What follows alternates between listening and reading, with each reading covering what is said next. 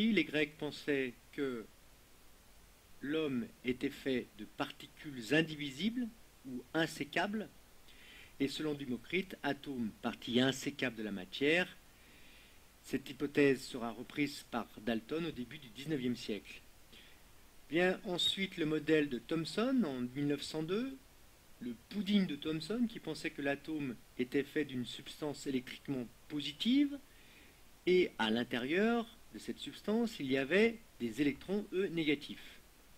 Rutherford en 1911 pense que le noyau, lui, il est de charge positive, il représente l'essentiel de la masse, c'est-à-dire que sa masse est beaucoup plus importante que les électrons qui gravitent autour.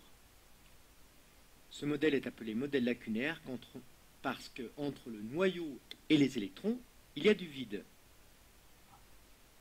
Bohr, lui, pense en 1913 que le noyau, ici, est entouré d'électrons qui se trouvent sur des couches plus ou moins éloignées.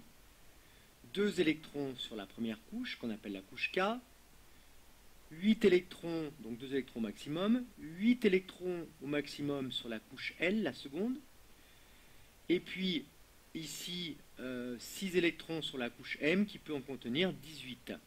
Donc voilà un exemple d'atome avec ce modèle planétaire, avec au centre de ce modèle le noyau de l'atome et autour les électrons qui gravitent autour. Dans la physique moderne, on pense plutôt qu'il y a effectivement un noyau toujours positif et autour se déplacent des électrons dont on ne connaît pas la position mais uniquement la probabilité de présence ici dans ce lieu.